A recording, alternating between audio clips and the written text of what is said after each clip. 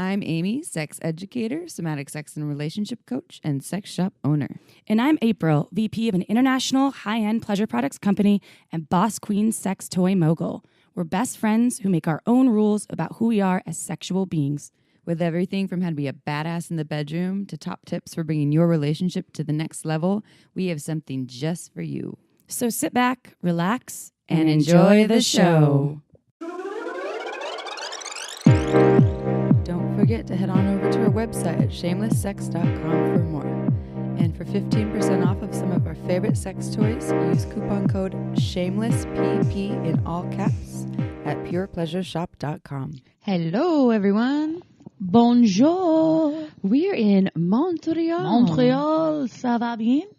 I don't know what that Ça means. va bien, merci, et toi? What are you saying to me? Saying, hi, how are you? Oh, I'm good. I'm great. I'm in Canada.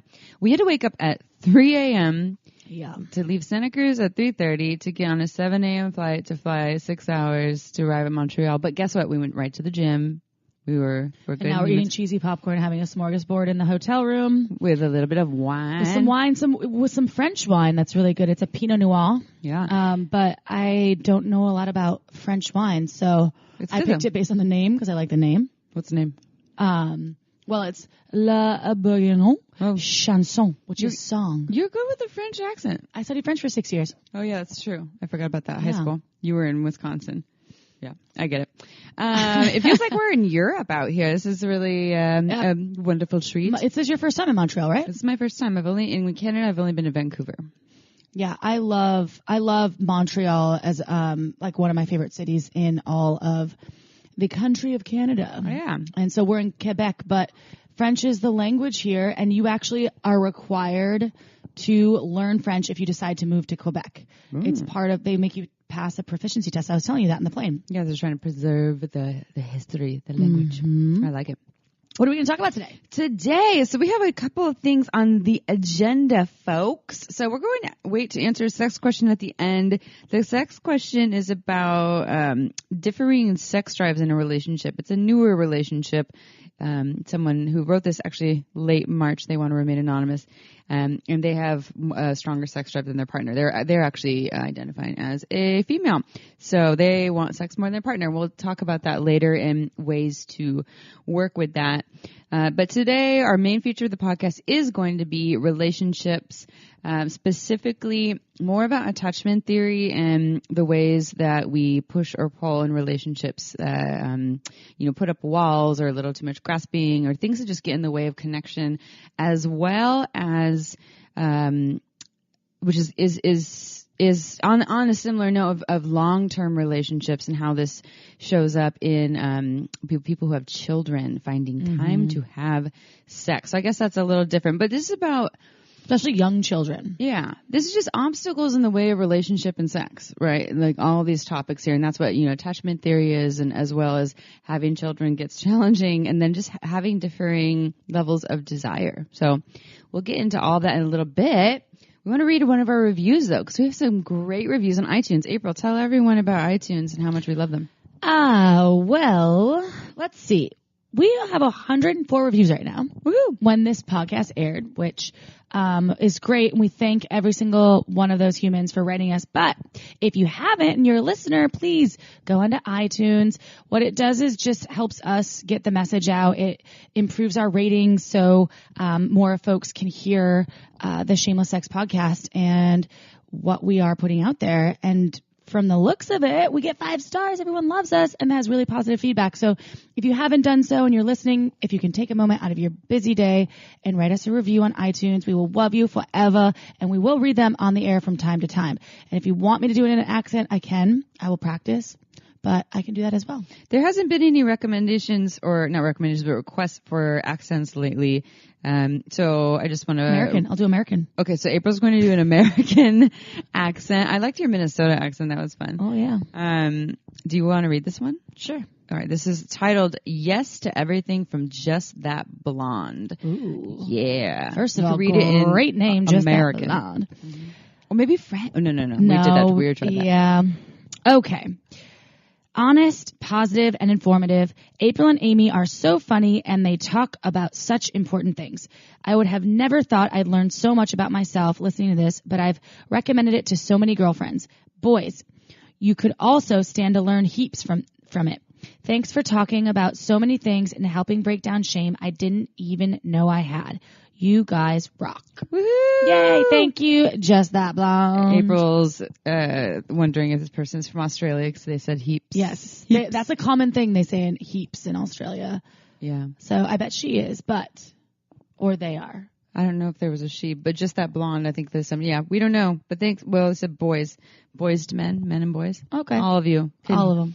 Yeah, we were just looking at our stats. We have, so it's around 60% female identified folks listening and around 40% male identified folks. So we do have, all kinds of genders listening to us and equally seeming like they're getting a lot out of it. So that feels really good. And all different sorts of sexual orientation and identification of preference. Mm-hmm. So that's kind of exciting too. Diversity. It's not just one genre of folks. It's all the peoples that like podcasts. Yeah. So if you are a listener and you think someone that you know would love to listen, tell them about us. Send them out. It's free. It's a free tool. So it's kind of awesome. Yeah. I was just talking to someone about podcasts. It always baffles me, people who haven't caught on to podcasting yet. Oh, yeah. There's a lot of them. There's a lot of them. And they're like, so is it free? How does it work? How do I get it? I always say that to people when I say I have a podcast. I'm like, I'm not trying to make money off of you or anything. It's a free tool, and I've learned so much from podcasts and podcasting. But I've been listening to podcasts, I guess since 2010, maybe. It's when I started listening to podcasts. It's been a while. I never thought I'd have one. Yeah, now you do. It was never my goal. I was just like, oh yeah, it's fun. And here we are. And here we are. Chip, we haven't done a sex life update. Let's do a quick one. What's going on with your sex life? Tell us some details. So, and excuse my my French? 3 a.m. No, excuse my 3 a.m. like lack of enthusiasm for today. I'm feeling that too. Yeah, it's just like been up since 3. Definitely, I'm charged because I went to the gym to try to charge myself up with the energy. But, it's just that's not a lot of sleep. So. I will put as much enthusiasm into this as possible because it is kind of exciting. Mm-hmm. I had anal for the 3rd time. Yes, love that. Super cool. And remember when we talked with Willow Brown about that cervical orgasm? Oh yeah, no, you just said that. You already said this on the last podcast that you had a cervical orgasm. Yeah. Well, you weren't sure. You said it was a really long one, and yet it sounds like it was. Was that on a podcast? I thought I was just talking to you openly. I think it was on the podcast. Are you sure? Yeah, I don't remember. I'm pretty sure. I think I just listened to it on the last Anal 101. Oh, okay. It's the 3 a.m. brain, everyone. But anyways, just continue. Just elaborate. But that was great. That was like last week, right when I returned back from being gone for like, I don't know how long I was gone. 8 days. I was gone for 8 days. So the sex was really magical, awesome, intense, passionate. We had a whole, I felt like it was a few hours of romping around. That was really fun, and a build up, and then like this just really nice exchange. And then after that, it's been like mellow, more like connective sex in the bedroom. But I realized something, that I'm not a morning sex person. What about morning sex is not your jam? My pussy is like not on. So are you talking about like right when you wake up morning, like first thing you roll over and have sex? Well, or is it like say you got up and had coffee and like hung out for 20 minutes? Would it be good then? It's really not possible for me in my life, because I usually, once I'm out of bed drinking my coffee and clothed, I'm like, you know what? I want to start my day. You're kind of in work mode. Right. So, it was just like, I've realized it slowly, because every time we've attempted to have sex lately in the morning, it just hasn't worked out. Like, I can't come. He knows I'm not going to come, so that he won't come. And then we're just like, it's a draw. Let's just continue. TBD. Let's continue this later. Yeah. So it's been, and it's fine, because it's like not about the destination. It's about the journey. But I have realized that, because, he's like, your pussy's obviously not ready. It's waking up. I was like, it's totally not ready right now. Like, not even, my brain's not even slightly in the gutter about anything. Yeah. About being sexual. I'm the same way with sex. Okay. And I think I've talked about this on a past podcast before, but, my preference would be if I wake up at like 7 or 8 a.m., my preference would be to have sex anywhere between 11 a.m. or like 4 p.m. and somewhere in that window. But it's after I've already been up for a little bit and done a little bit of my work, like, pumped out maybe 2 hours of work, and then I can let go. I checked all my emails and I can drop in. And realistically, it would be ideal to have sex first thing in the morning, but I'm the same thing. My pussy is not awake. It's just my whole body is just like still trying to just wake up, and it would be a great time to have sex because I could be super present because there isn't a lot going on yet, but my body's not there. So I totally agree. And then nighttime you can just be hard. I like nighttime sex. I like the lights dimmed and things like that. But sometimes one or my partner, one or both of us is arriving pretty tired, so it's not like always the most enthusiastic time to have sex.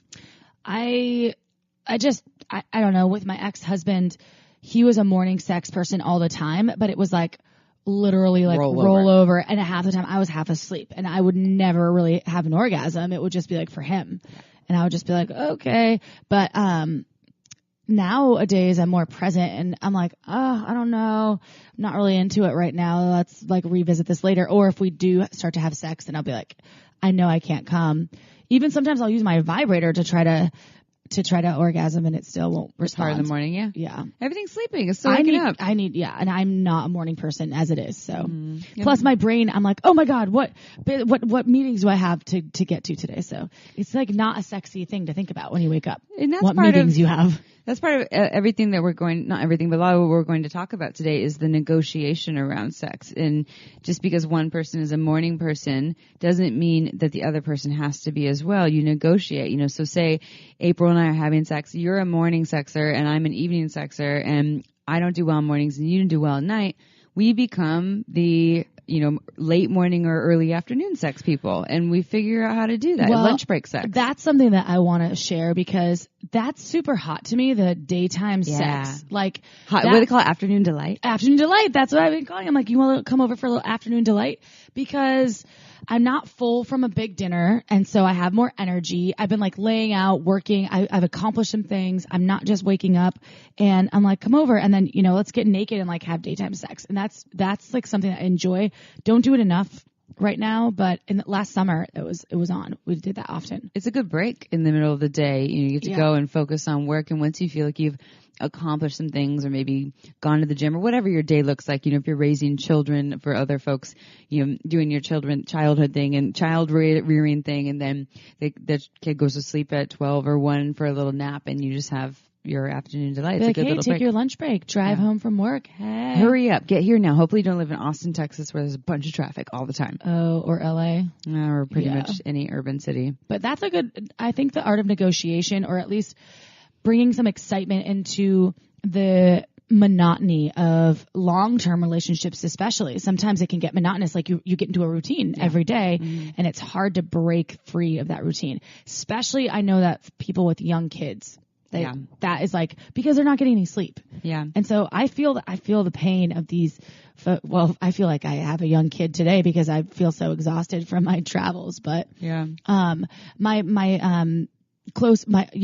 other close friend that like is like my sister, like you, she just had a baby, and her and her husband have been struggling to find the time because they're so exhausted. They sleep in separate rooms now. Oh, really? Because she sleeps with the baby?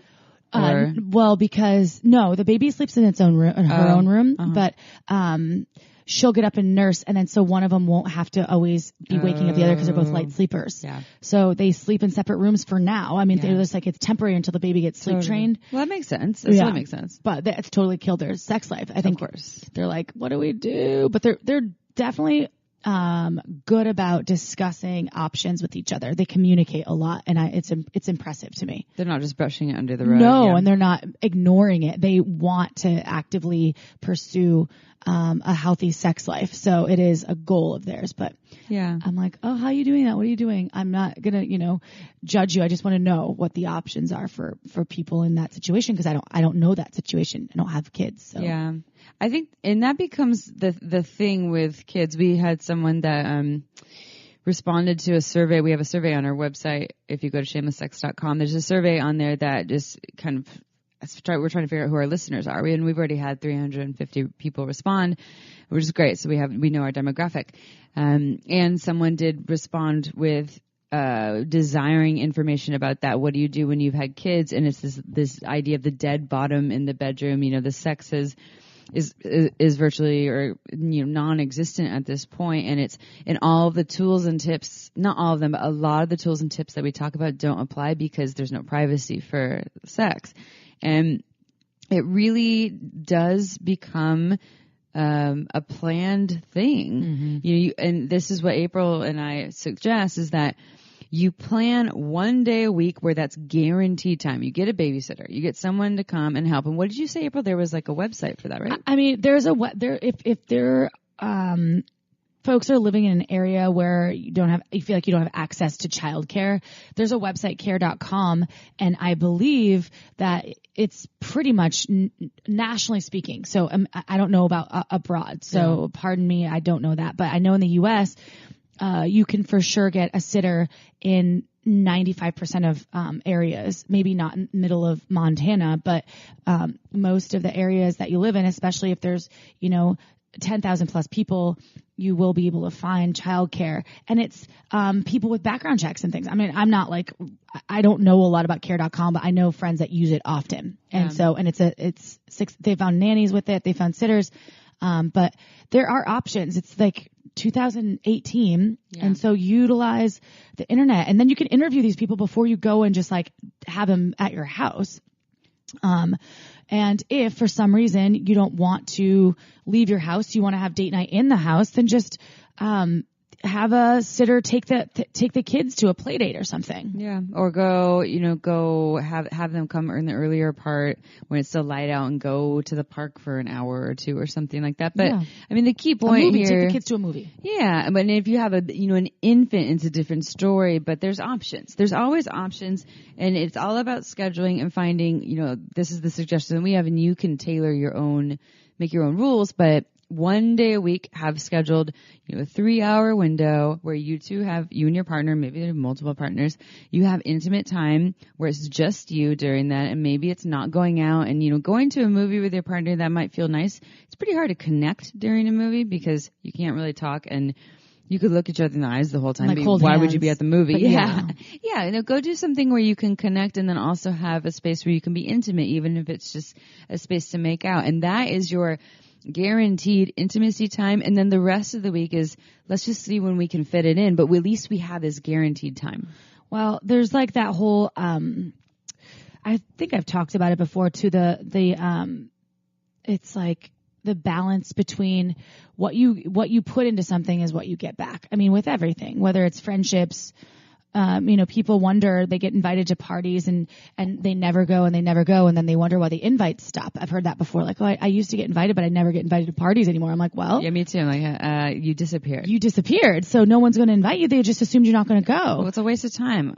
Well, I mean, I have that happen all the time with people. Of course I'm not going to invite the person that never shows up. So what's the point? But that's a perfect example of you get in what you put in. So you're in this marriage, or you're in a partnership, and you have kids, and you're exhausted, or you're working to support your family, and you don't make the time to honor a person that you perhaps made children with, or let's say you don't have children, but you're in a relationship where you just are exhausted all the time because you're working. You're on flights to Montreal at 3 a.m.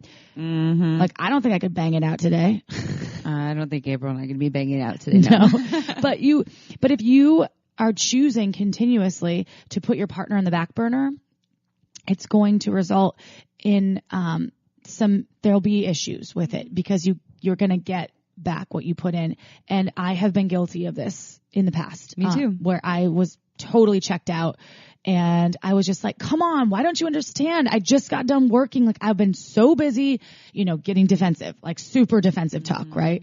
And it occurred to me on some level that it was with me, but I kept kind of blaming him for not understanding. Mm.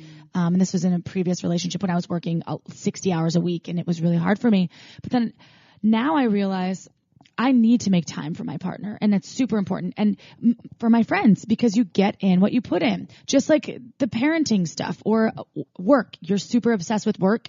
Work's going so well for me right now, and I'm barely home, but work's awesome, and I'm making more money, and I'm not able to see my family, but I'll see them in 5 years. There's a book that I've talked about called How Will You Measure Your Life? I've talked about it before. Mm-hmm. So good about how to like balance your life and work and family, and how important it is to make sure you show up for your friends and family, because time is of the essence mm-hmm. for everyone. So, taking a moment, planning with your partner, with yourself, of when you can make time for those things. Yeah, and I think that as humans, I can speak. It's funny. I teach with Daniel Molnar, who does the Ecstatic Dance Santa Cruz, and he pushes for everyone to speak with I statements as opposed to we, and speaking for the common folk. So I'll speak with the I right now in this moment. That I have a tendency to make excuses for things. I'm not in the mood right now because I'm not going to initiate sex right now because there's always a thing that I can almost always find something. Mm-hmm. If I choose to, I'm just a little tired and or I don't want to schedule sex in case something comes up, or I'm like you were saying, making my family or my relationship a priority. I'll do it later. I can't do it right now because there's always something that we can come up with, or that I can come up with. It's really hard to do these I statements. Jeez. And I've talked about this before, but I want to emphasize that there's a distinction between a hard no, I really just don't want to have sex, versus a maybe, and the maybe could be, I'm not really feeling it, but there's a slight chance that if we schedule this or start to initiate some sort of intimacy, kissing, making out, something romantic, whatever, some massage or whatever that is, that I could get in the mood. That's a window, and that's very different from a hard no. And April and I are big fans of respecting the hard no. But if you have the window for a maybe and you're having a hard time connecting with your partner sexually, it's time to start exploring those maybes with a little bit more of a push to see what can happen there. Because unless sexual connection isn't important to both of you, then that's fine. But if sexual connection is an important part of connection, sometimes we can push those maybes and come into a really beautiful yes and create more connection time. But it takes a push. Mm-hmm. It really does. It takes some effort. And maybe it's important for one person in the relationship, but not as much for the other. But that's, again, you're in a relationship. Mm-hmm. And if you're choosing to be with that person, you're obviously going to want to meet them in the middle on some level. So you can create a happy environment for both of you. I mean, in general, like if you didn't like me saying like all the time mm-hmm. and it bothered you to the core, I would work really hard to be like, okay, I'll stop doing the like all the time. Or just start paying more attention. Bring more awareness. And that's kind of not all you can do, but that's a great first step. It's just some awareness. It isn't like you're just going to completely change. Okay, tomorrow I promise I'll never say like again, or tomorrow I promise I'll always initiate sex and I'll never stop X, Y, and Z. It's okay, I have more awareness. I'm going to work on that. That's it. And how many times have we talked about, and we'll continue to talk about because it's so important, your partner's not going to bring you the sexual charge energy that you want. If you're, not feeling sexually charged, get into your body and start finding what turns you on for yourself. And that could also, and it could also turn on your partner and being like, wow, that's really fucking hot. You in that apron, that kitchen apron with nothing else on underneath it. Yeah, just watch out when you're cooking the oil, it splatters. Yeah. Hey, I rubbed coconut oil all over my tatas. I think this is a good opportunity. I know we said we'd read the sex question at the end, but this is exactly aligned with what we're talking about, is negotiation and sex. So I'm just going to go ahead and read it. So the sex question was from someone on March 31st. This is a great example of how long it takes us to answer sex questions. If you listen to our last episode, you know that we're now on Juicebox, and we can answer sex questions more directly within 24 hours there, and it's all over chat. It's not on the air. And if we can't answer it, then there's other folks out there. But we're not saying don't write us sex questions. We're going to get around to them. It's just that we're getting a lot these days, which is a great sign. You all have great questions and you're listening. We have more listeners. So we love it. So this question is from someone who wants to remain anonymous. I've been in a relationship for about 8 months and we have fantastic sex, and usually a lot of it. There have been times over the past 8 months where I want to have sex and he does not. He will turn me down. It almost always shatters my self-esteem. As a background to my emotional state, I was in a marriage that failed due to my husband never wanting to have sex with me, as in maybe once a year. I feel like I'm getting triggered into fear that it's my marriage all over again. Yes, I have talked to him, their new partner, about it. I have explained how it makes me feel, and I just want to correct that it doesn't make you feel, we like to say this, it doesn't make you feel that way. You feel a certain way, but your partner's not making you do anything. He says I'm overreacting, and sometimes he just doesn't feel horny, and sometimes he has periods of time where he's not horny all the time. My questions are, is it normal for him to turn me down? If so, how often is normal? How can I feel better and not let it bother me so much when he does? Great questions for anonymous human who I don't know who you are. But I think most people who have been sexual beings have been there. Either on one side, the person that wants more sex and is getting rejected, or the person who doesn't want to have sex. So this is a really great question. And the underlying question behind all questions that people are asking us is, am I normal? Is this normal? So my first thing here, there's a couple parts here. There's the part of, is this normal? How do you go about this? And then there's the piece about your self-esteem and your own work on dealing with rejection. Yes, this is normal. All of this is normal. It is normal for you to want a lot of sex. It is normal for your partner to have sex drive sometimes and not other times. Completely normal, completely healthy. Doesn't matter what the age is. That's always shifting and changing. Some people just naturally have more sex drive than others. And those people that have a lot of sex drive, that could change, in a year or two. So, you are normal. Your partner is normal. How often is normal? There is no answer to that. How often is normal is completely up to you, and it coincides with what April and I were saying before about negotiation. So this is the example. You two sit down. It's great that you've already conveyed how you feel, and I hope you did it lovingly and maybe with some empowered language. Not you make me feel this way, but when you tell me you don't want to have sex with me, I feel this. Mm-hmm. But the next piece would be, hey, can we sit down and negotiate what we want for our sex life? How often do you want sex per week? Okay, so your partner says twice a week. Okay, well, I want sex 7 days a week, it sounds like, for you. And I think you did say somewhere in this email, and we cut this part out, but not out of shame or anything, but just as long that you sometimes wanted sex 5 times a day. And I know some listeners are like, damn, I wish I could date that person.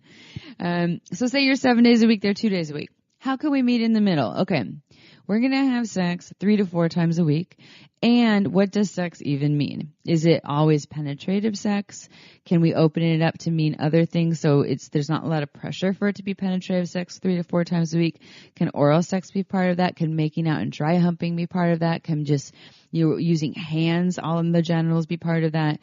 How can we open it up to meet in the middle, or as April calls, more of the win-win, so everyone wins, as opposed to one person getting their way and not the other? And also, I'm wondering with this listener, just based on when I've been listening to Esther Perel stuff, I know we talk about her all the time because she's so awesome, but sometimes people also, and I'm guilty of this, confuse sex. So maybe sex 5 times a day, maybe sex 5 times a day is like how this person's considering it to be connecting or love, but there's other ways to connect, as you were talking about. So maybe sort of identifying with what you're actually looking for with your partner. Maybe it isn't the physical intercourse per se, but it's something deeper than that. And that should be something that you kind of check in with yourself and look into. Because I know for me, that's for me. I love sex, but I realized that I was connecting sex with feeling like that's how I was being shown I was loved by my partner. I think I'm so glad you said that. That's such a great point, especially for the part about self-esteem, is to look deeper as to what that means for you. I think that's really important. Is it just that you're really, really horny and you have this carnal craving? Cardinal? Our brains are carnal? Not working. Carnal yeah, craving. Yeah. This hunger. Our brains are 3 a.m. brain today. Is it coming from that place, or is it, feeling like some sort of void in in a hurt place, or is it the way that you feel connected? You know, we've talked about we did an episode on love languages. Yeah. So I would listen to that, and if your love language is touch, specifically sexual touch, then yeah, that would make sense that you really desire or need that to feel connected. But it would be worth evaluating. Are there other, like April said, are there other ways to feel connection? And that could be, I don't know, that's part of the actual question, and that piece I thought probably could be connected to that in some level. And maybe I'm wrong, but no, I think that's great. The important thing is that whatever you're going through with your partner, of course it's normal, and knowing that and feeling okay about it. And that's what bothers me about sex and relationships, because there's all this pressure a lot of times for how much are you having sex? What's normal? What's not normal? Oh my God, I've only had sex with my partner 10 times a year. And to be considered, and this is a stat, I know that you don't like stats, but this is like what the, specifically the U.S. again, statistically calls a sexless marriage, to be having sex less than 10 times a year. Is sexless. Sexless. That's called a sexless marriage. Huh. So that's so if like, you're once a month, you're all good. But that's kind of bullshit, because then who if you have sex, decided that? That's what I'm saying. Yeah. Like, where are these statistics coming from? And then you've had sex 11 times a year, then you're great. Yeah. That makes no sense to me. Or it could be you don't have sex for 11 months and you have one good month. I would still call it kind of a sexless marriage for those other 11 months if that was my life, but I can't speak for someone else's. And that's the thing. It's kind of like, as we say in the beginning, this is creating your own rules and what feels good to you. Maybe you and your partner are like, we want to have sex once every 6 months. And to us, it's not sexless. That's how we connect in other ways. We read books together, or we read erotic novels together. We just hug and kiss and make out. Yeah. That's the other thing. Long-term relationships, people stop making out and adding that to the menu. Like April said, making your own rules. Make your own rules. So if you're truly feeling, to this anonymous listener, that you're missing something because you and your partner aren't able to make the time or the space or put in the energy to have sex as much as you want, then you need to evaluate and negotiate and come up with the terms to kind of, it's all about, again, communicating, finding that proper time to communicate, not when you're all triggered and naked. Yeah. And like, why the fuck would you fuck me? You always never do this. Yeah. And that's, so when it comes down to it, if you decide you want to have sex 7 days a week, you negotiate in the middle and they still can't meet your needs, like they're still only showing up for 1 to 2 days a week and it's feeling really big for you, then you renegotiate. And if it still feels like they're kind of like, this is just how I am, I'm not willing to do it, then you start to negotiate the relationship. Do we do an open relationship? Do we break up? Do I just give up this part of myself? Do I start cheating? These are all options. And I'm not advocating for cheating and dishonesty, and that's always an option on the table. Like when you look at a relationship, we're choosing every day to be with this person or maybe multiple people, and we have a lot of options in how we can do that. We can do it in a monogamous relationship. We can do it in an honest relationship, whether it's monogamy or non-monogamy, or we can leave. There's a lot of options there on how we show up, and that's just kind of the next level if you're not getting your needs met. That goes back to you get in what you put in. Like if you were going to start living out of integrity and sort of doing things that don't feel good, like cheating and compartmentalizing that, it's if you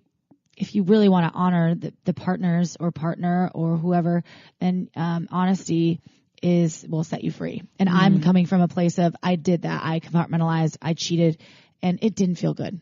It felt good at the time. It felt bad. So bad it was good kind of thing. Like I shouldn't be doing that. But, I go through that with my partner now because we're still new. We're growing and I'm away from home a lot and he has his stuff. And sometimes I think that he almost, because I cheated, he's got past wounding. That's a whole different story. But, he has some trust things and I'm just like, look, I never want to relive those moments again of going back and cheating on my partner because I don't want to hurt you. I didn't want to hurt him either, but I really made some serious life choices to get out of that space of my life. I don't want to go back. That's like, I learned what I needed to learn from that, and now I'm moving forward.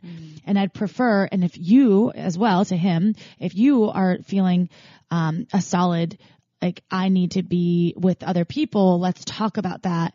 And it might hurt for a minute, but we can figure it out. And I'll do the same for you. If I'm on the road, I'm working. I'm not out there trying to like be on Tinder. I don't even have a Tinder account, but I'm not out there trying to like have a hookup. Like, I've got way too much shit going on to compartmentalize that as well. Yeah. Well, and the relationship setup is all contextual, right? Like, for you, if in maybe in our culture and American culture, perhaps for a lot of folks, it feels like the honesty, complete transparent honesty is the way.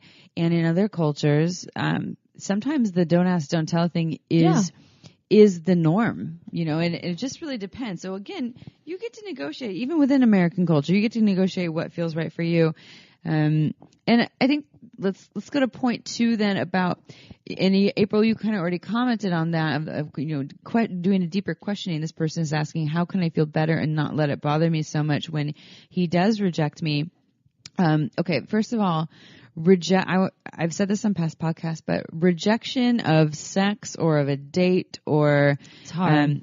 Yes, and it's not a rejection of you. It's a rejection of an opportunity to spend time with you. It's not an actual rejection of you necessarily, especially if it's dating and people don't really know you, and you ask them on a date and they're like, no, thank you, or they say, no, I'm not interested. Chances are they don't even know you enough to fully reject you. They're just rejecting the opportunity. I think Charlie Glickman kind of coined this. I remember him saying this. And same with sex. This person is choosing to be in a relationship with you. They're not breaking up with you. They're not leaving you. They're choosing to be in a relationship with you, but they're rejecting sex. And yes, because of your past trauma, your past wounding, it feels really harsh and really hard. And what's probably coming up for you is some heavy anxiety, this feeling of anxiousness, which is a great transition to when we talk about attachment theory coming up soon. But there are some ways to work with that. And one would be to go work with a sex and relationship coach or a therapist and go work out that old wounding, that old past because that's trauma.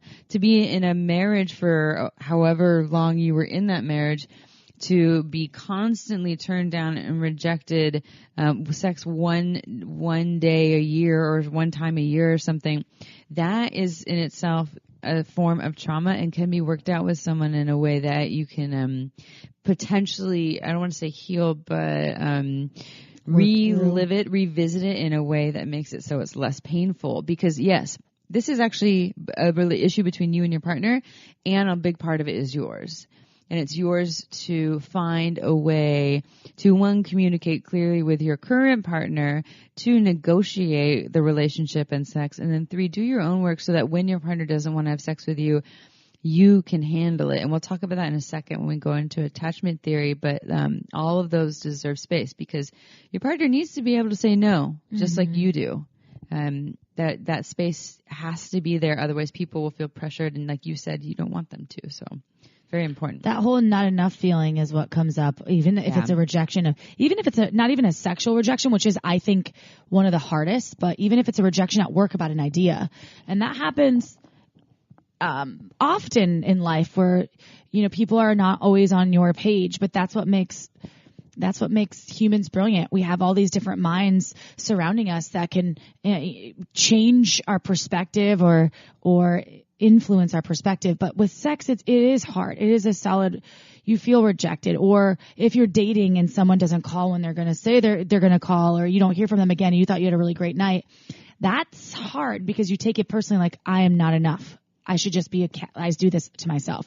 I should just be a cat lady all by myself. I'm never going to date men ever again. And I do that when I get in my, I don't need a man. My downward spiral. Oh yeah, which is totally avoidant attachment. And that's what I do. Me against the world. I'm going to fucking take over the world by myself with my cats. I don't even have a cat.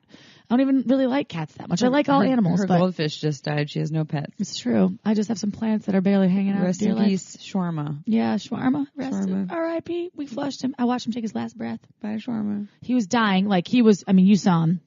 Yeah, he was not floating. No, really. and finally my partner was like, April, you gotta do something about this. I was like, but I can't. I don't want to. And So then he he took a tweezers, not a tweezers. Tongs. Yeah. Tweeze that fish. He tweezed it. No, he took it out and I had this beautiful little box. He took him out and then he's like, and then he was gone. Shawarma, we Sorry, love you. that's a depressing little bit, but it's like my only pet. So anyway, I know that I'm good enough. Yeah. Moving on from the pet conversation. But when I get into my space of my avoidant attachment, I totally do that. Yeah. And I catch myself doing it and I'm like, what's wrong with me? You know? Let's talk about the attachments then. So we did an episode on this. I don't remember the name of the episode, but it was with Philippe Lewis, and he did a great job talking about some attachment theory and the work that he does with folks. We're going to revisit it. Because it's important. It's really important. And this actually applies to everything that we've talked about here.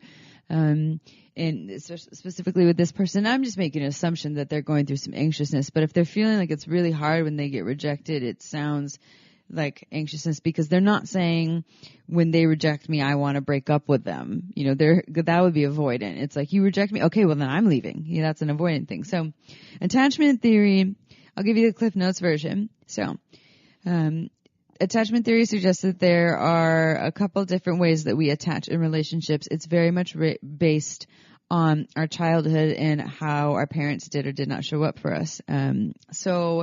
And it translates into adult relationships. So about 50% of the population we would call secure. A secure attachment means that when you were a child and you were crying, mom or dad or whoever's raising you probably came and took care of you most of the time. They showed up for your needs.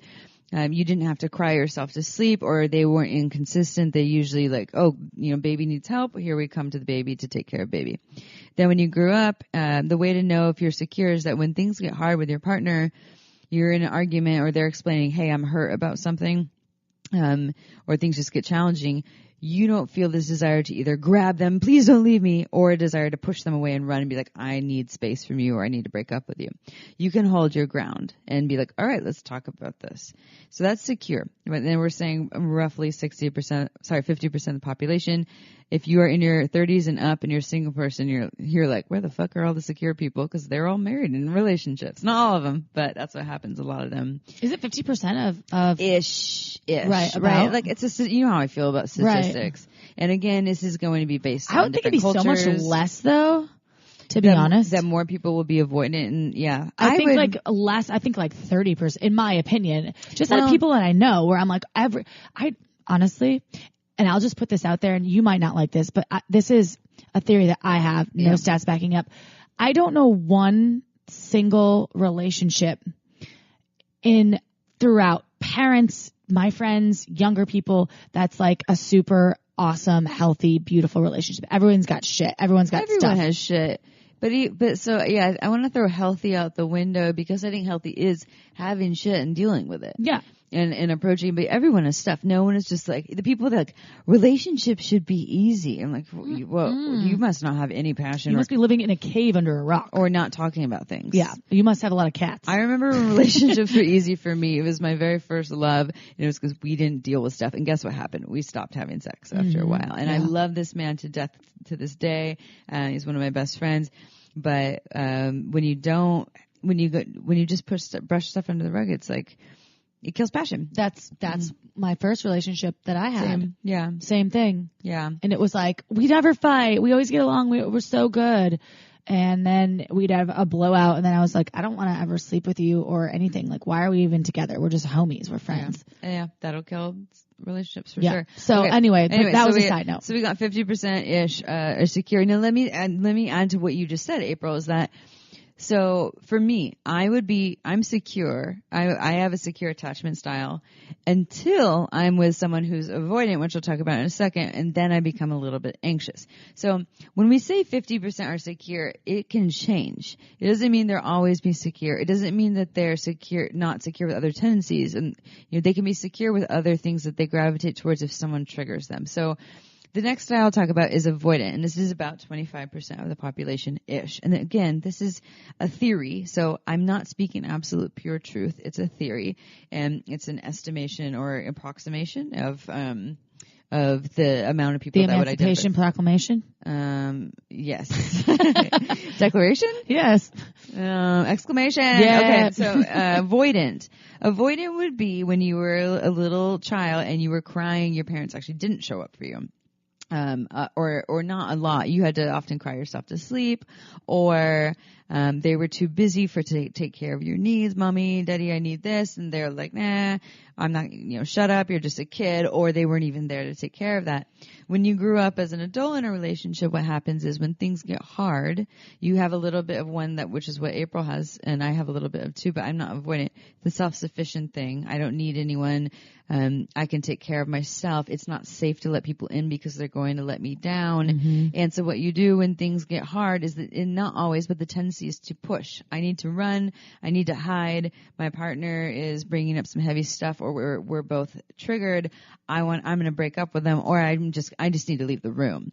You're a runner. And that's just the default. It doesn't mean you do that all the time. And so for this, is, April, I believe you're secure with avoidant tendencies. Mm-hmm. You can hold your ground, but there's sometimes this desire to run and get the fuck out of there. And for me, I'm secure with anxious tendencies. So anxious, the other 25% of the population would be anxious. And anxious would be if you were a kid, and I believe this is how I learned this. And again, this is just a theory now. It might not be 100% right. That when you were a kid and you were crying, it was kind of inconsistent. Sometimes they showed up for you, sometimes they didn't. You never knew. So what was easier was to just grab them when they showed up. I'm crying, mom's here. Oh my God, I'm just going to hold on for dear life because I don't know if she's going to do this again. It's not just moms. So in adult relationships, what happens in adult relationships was when things get hard, you want to grab, please don't leave me, don't leave me. Obsessively, and you feel a whole bunch of anxiousness to your body, which is a flood of hormones like cortisol, which feels like you are creeping and crawling inside and like you're going to die. Like, not die. If this person left you would die. Yeah, it's as if you can't, it's hard to breathe. It's hard to just even think about anything else. So for me, I'm secure when I'm dating secure people, when they're not pushing me away. But when I'm with someone who is a pusher, such as my partner that I've been with for 4.5 years, and he is getting so much better at it all the time.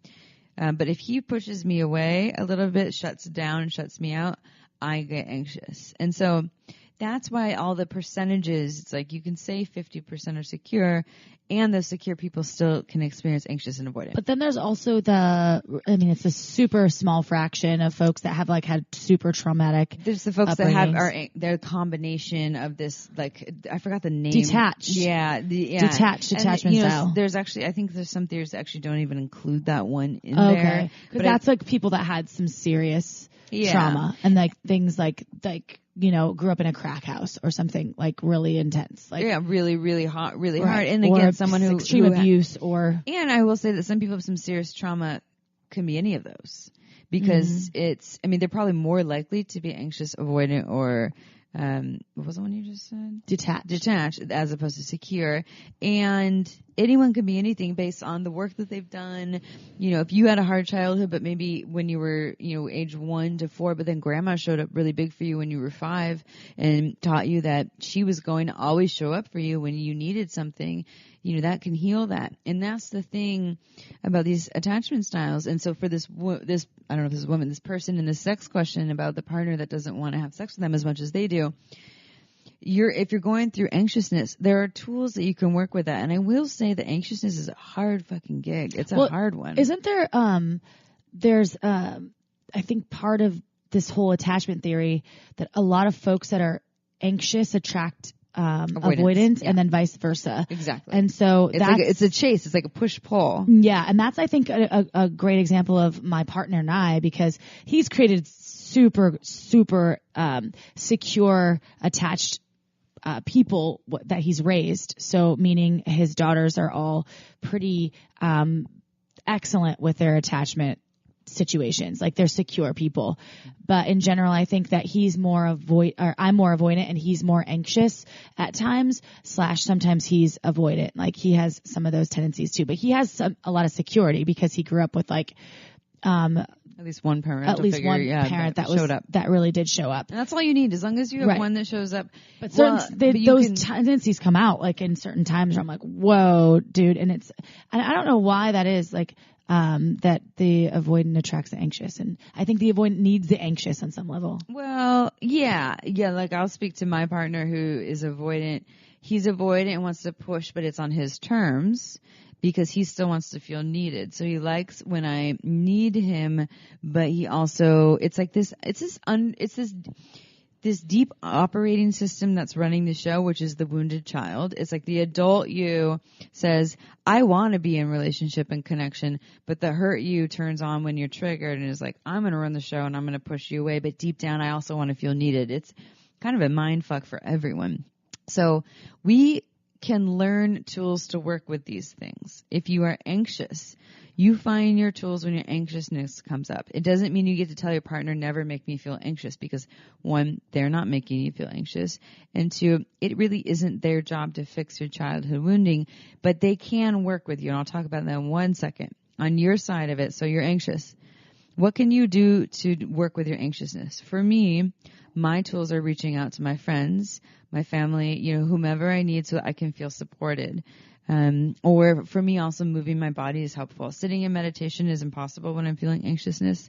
I need to move, I need to exercise, and I need to talk to the people that I love that can support me. And then for the avoidant person, what they usually need is a little bit of space, right? April, you can maybe attest to that. If you're feeling kind of avoidant, it's helpful for you to take a little bit of time to just be on your own and breathe and think and just like move energy. Yeah, for sure. It's hard for me because I always want instant gratification and a solution, but I am starting to realize that taking some time, even if it's like 5 minutes, is really beneficial for my sanity and me getting over whatever is happening. Yeah. So the avoidant person, they feel like they need space. They do need space. And I'm not saying to go take a week of space, because especially if you're with an anxious person, that can be really hurtful. So the tools and how a partner can show up for another partner, if you're avoidant and you're with either a secure person or anyone, a secure and avoidant or anxious, and you need space, say, hey, I need some space, and either follow it with, I'm going to be gone for 1 hour and then I'll be back.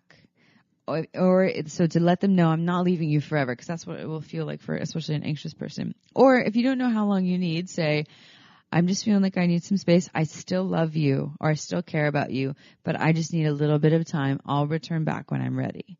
And that in itself can just be a game changer for that person. If you want to next level it as an avoidant, when you start to feel like you need some space, next level communication would be, hey, I'm feeling triggered and like I need some space. I'm going to try to stay here and not leave and continue to talk with you and see what happens, because I'm feeling my avoidance coming up, but I know that that's my thing. So I'm going to just stay here and take some breaths and continue talking to you. I might still need space in a little bit, but let's keep trying to talk. And you might be able to work through some of your avoidance. The anxious person, for them, they have a tendency to cling. The tool here again is they won't want to take space, but it's almost like because it can go into that codependent space. It's almost like a forced, I'm going to force myself to take some space to just like collect myself so I don't go into this clingy space of losing myself. Is a really helpful tool. Or if you're in an anxious space with someone, to let someone know the somatic feelings of it. If you're with an avoidant partner, is I'm feeling my anxiousness coming up. My whole insides are feeling like really creepy, crawly, like I'm going crazy. I just want closeness. I understand you need space. Can we just sit here together in silence and not talk for a little bit and just see what happens? And just really pace it out. And then if they need space, call your friends, call your family, get your support system. And the secure people, you're easy. You're holding down. You're like, you need space? I'm good. I'll be right here. You're anxious? Cool. I'll hold you. You're secure too? Awesome. Let's just be secure together. It's much easier. So these are kind of the tools for that person with this question here. If you're feeling anxiousness, go do the work around it. Get your support system when it's hard. I think they also said, and I cut this part in it, that they talked to some of their friends, and their friends said, I've never had that happen. I've never been with a man that didn't want to have sex with me.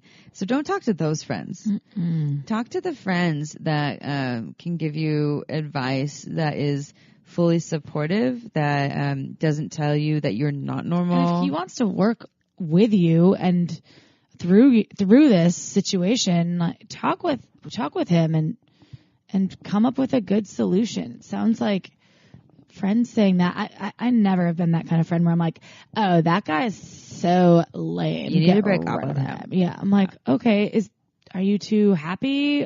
What's happening? Yeah, or is there stuff maybe there? I've never dated someone that didn't want to have sex with me, but I've definitely heard of that happening before.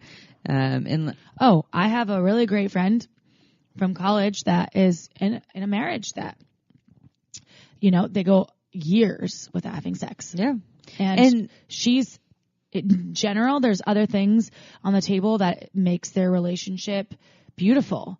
And I fully support it. And, she's always like, is it normal? Is this bad? And I'm like, babe, that's you. What is your decision? If you're happy in all other levels, then maybe negotiate other terms, but that's fine. It's okay. Yeah, you get to define what normal is for you. Yeah. Yeah, so the attachment styles are helpful in knowing what your attachment style is, because chances are you've either had a desire to push someone away, pull them in closer, or you're someone who, like, I can usually just stand my ground. It's really good to be aware of this so that we know when those things comes up, so that we don't just give in to the triggers and start, reacting and doing things, and we can actually be aware of what's happening so that we can show up for our partner in a way that's not hurtful, because it can be really hurtful to just shut down and push our partner away and be like, I'm leaving and I'm not going to tell you when I'm coming back. And that can be traumatizing. It can also be really scary if you're someone who's more anxious and you're like, don't leave me, don't leave me, don't leave me. And you're clinging to this other person that really needs their own autonomy and space. So it's helpful for you to know it so that you can show up in relationships in a more powerful way, whether you're married or just in a long-term relationship or engaged or single, whatever. This is really helpful for everyone. I know it's been really helpful for me to know when this comes up, and then to have the tools on how to deal with it when it happens. And it's all related to our upbringing. That's always a trip about sexuality and relationships. As soon as you pop out of the womb, you're getting fucked up. I was just listening to this podcast. I'm obsessed right now with Gabor Mate. He does a lot of work around addiction and trauma as well. Is he Hungarian? Turkish, Hungarian, something like that. Because Gabor is like a very Hungarian. Yeah, might be Hungarian, or he was. I think he was in the Holocaust. He was like. Really? Did you just turn your mic off on me? No, I thought I did for a second. Just turned her mic off. He does a lot of work, really amazing work on addiction and trauma, and not just addiction, but also a lot of things that we call diseases like, ADD, ADHD, schizophrenia, that we suggest that people are born with, and that they actually are stemming out of trauma. And, wait, why was I even talking about this? What were we just talking about before? I just totally lost my train of thought. Oh, maybe because he has theories that you're fucked up from when you come out of the womb. And these thank you. God, 3 a.m. brain. Yeah, I feel you. I'm going to leave it with this, and then we're probably going to close the podcast. So 3 a.m. brain. So what he says is that everything, it starts from essentially from conception. Like when you're a fetus, in your mother's body, and they have a whole bunch of stress hormones that go through their body. What makes you think that it doesn't go into the fetus's body, that it doesn't travel through the placenta, and that if your mother's feeling a whole bunch of anxiousness, and that's a whole bunch of cortisol in their body, where their whole body's freaking out, whether it's because they're scared of being pregnant or they're fighting with their partner or whatever it is. What makes you think that the child, the fetus in the belly, isn't also getting flooded with cortisol? And the more we get flooded with those, especially in those developmental phases, it's going to alter our the way we come into the world and the work we have to do. So this stuff is just, it can be from anywhere in our life. It can come from It's mostly from the developmental years that start from essentially conception, and it can come from adulthood. And it's just a matter of doing the work and finding tools. And maybe we'll never fully heal this thing. April will never fully not want to push someone away sometimes. And I'll never fully not get anxious sometimes. But we'll gain tools so that it will get easier. And that's all we can ask for. Maybe on the reverse of that, folks that have children, consider these things, these attachment situations, and show up for your child, but not so much where they're just going to be like overly compensating later in life and having like these anxious codependent tendencies, because let's raise little empowered warriors that are going to be awesome humans to have on the planet. I mean, that's something to consider. Don't do the cry it out theory, everyone. We know that doesn't work. Don't just let them go and cry it out. I don't know. There's like a whole thing about that. People are still advocating for that shit. Yeah. Oh my God. You're going to create some little avoidant motherfuckers motherfucker is the wrong word, but people who are going to say. I have friends that use it still. They swear by it. They always let them, when the kid is crying, they're just like, I'm just going to let it cry and not. I think there's like a whole system though. Like you go for 20 minutes, you go back in after 20 minutes, you soothe them, then you go out. There's like a whole. I'm not saying like not let them cry. You don't want to coddle someone. But if you just always say they're going to cry themselves to sleep and I'm not going to show up for them, that human's going to grow up and say, people don't show up for me. I can't trust them. So I hear what you're saying. Right. There's probably a balance, but. Yeah. You don't want to coddle, of course. Right. That makes perfect sense. But I think like that would be a message when my friends have kids. I'm like, look.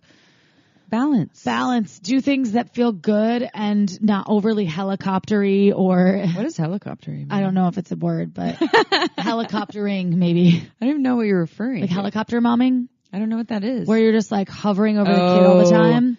And like not letting them experience things, like trying to put them in a little Truman Show bubble. So they don't have independence and autonomy. Mm-hmm. Yeah. Yeah, it is balanced. Totally. And April and I are not parenting professionals. And we do both agree that everything is about balance. Yeah. Like it's the key to everything.